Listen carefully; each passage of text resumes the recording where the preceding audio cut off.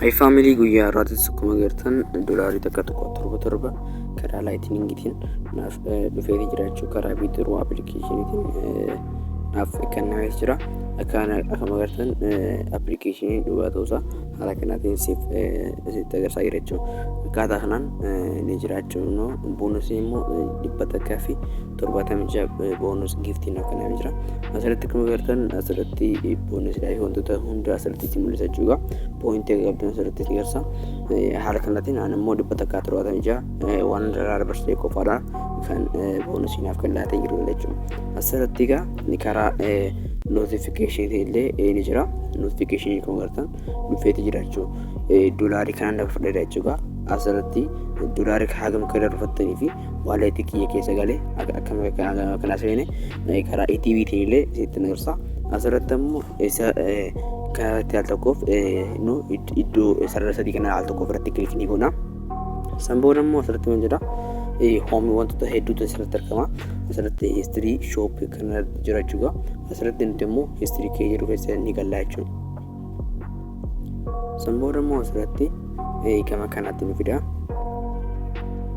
Haala kanaatiin point history jedhee haala kanaatiin fida jechuudha. Iddoo kanatti inviter wantoota baay'eetu jira jechuudha asirratti.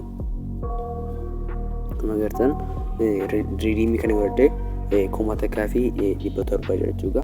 Kan gas writing irraa kan akka jechuudha. Wantoota hangan kanaan hojjedhe jechuudha. Kan dabarfadhe immoo isa kanadha. Isaan kana history kiyya isaan hanga kana jechuudha. Redeem bonus kun jechuudha. Bonus kana dabarfadhe naaf kanamedha. Akka kanaan redeem video immoo isin galaksiin giraamtatti fikam video sayyaadhaan kan irraa barachuutiin dandeessu jechuudha. Yookiin immoo wantoota hedduu irraa ilaaluutiin dandeessu. Amma immoo karaa waaleetii kootii galee isin agarsiisa. Waaleetii kan dabarfadhe karaa wallet of Satoshi jechuudha. Wallet of Satoshi karaa Bitcoin fi Lightning address ni argattu jechuudha. Application wallet kun baay'ee kabajaadha. Wallet kan argachuudhaaf karaa Play Store keessa galuudhaan wallet of Satoshi jedhanii irratti search ni gootu. Iddoo search irra galuudhaan wallet of Satoshi jedhanii search ni gootu jechuudha. Haala kanaatiin no search ni goona. Akkuma agartan wallet of Satoshi jira. Haala kanaatiin search irratti ni gootu. Sabooda application haala kanaatiin nu dhufa jechuudha. Wallet of Satoshi application Bitcoin qabatu fi Lightning address isiniif kan jentu jechuudha. Irratti al tokkoof open ni goona. Sanbooda immoo erga open goone booddee haala kanaatiin nu dhufaatu jira. Amma ni obsinaa jechuudha.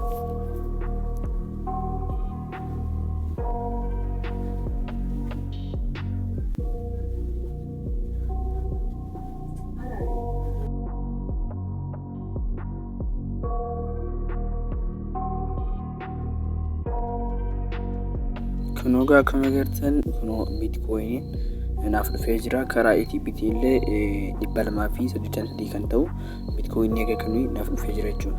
Asirratti wallet of Satoshi keessatti kan wallet kuni kan Bitcoin fi Lightning address kan isiniif kan jechuudha. Application kana illee fayyadamuun gadiidha. History kan jedhu tokkoof kilikni goona. Sanbooda immoo history keenya nuuf baasaa jechuudha. Asirratti immoo history keenya balleessinee ilaaluudhaaf isumarratti al tokkoof kilikni goona. Sanbooda asirratti iddoo kun Lightning network payment jechuudha. Paymentiin karaa Lightningiitiin naaf dhufee jira. Haala kanaatiin Lightning jechuudha networkiin isaa. Asirratti immoo Wednesday July 22 bara 2026 sa'aatii gaayee akka kanaaf dhufee jira jechuudha. Ammoo July 23 jechuudha. Friday July 23 jira. Akkaataa kanaan jira jechuudha. Isa kana fakkaata jechuudha. Application baay'ee akka bareedaa jechuudha. Isa paymentii isa sirrii ta'ee kan namaaf kaffaludha. Haala kanaatiin namaaf kaffalaa jechuudha. Application Bituro application kanaan isin barsiisu jechuudha. Asirratti inni kaffalaa kan jiru sitti agarsiisu qofaadha jechuudha. Isa kana fakkaata. Inni ittiin dabarfattu immoo keessatti fakkeenyaaf shop fakkeessu shop jedhu irratti tokkoof kilikni goona. Viidiyoo takka immoo isiniif maxxansan ture jechuudha. Karaa hojjetan fi akkamitti akka hojjetan isiniif maxxansan ture. Aan ammoo gaasii fi gaas raayitii bichaa hojjechuudhaan reward kana argadhe jechuudha. Gas right isinillee jechuun dagatinara. Asirratti immoo reward shop keessatti karaa itti baafattantu jira. PayPal, USDC coin, karaa Tezerii fi karaa kanneen hundan karaa kiriptootii fi karaa gift kaardiitiin dhaabachuu dandeessu. Asirratti kun takka pointiin akkuma agartan doolarii takka jechuudha. USDC dan karaa Tezerii ደግሞ ዶላር ይሆናል jechuudha. Amount isaa doolarii ይሆናል jechuudha. karaa Bitcoin doolarii takka karaa Lightning yookiin karaa Bitcoin ammoo kuma takka pointiin doolarii takka jechuudha. Asirratti Tezerii wajjin garaagarummaa jechuudha. Tezeriin minimum isaa doolarii 10dha. Haala kanaatiin fakkeenyaaf Lightning irratti kilik godhu asirratti doolarii takka pointii kuma takka jedhee haala kanaatiin kaayate jechuudha.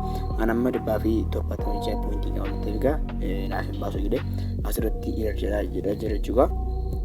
Haala kanaatiin naaf himaa jira. Asirratti immoo isa kana fakkaatachuudha karaa ittiin baafattanii hamma viidiyoo biraatti walitti deebi'utti laayikii subscribe godhuudhaan viidiyoo gara chaanala kana hordofaa isin jechaa subscribe gochuun dagatinaa.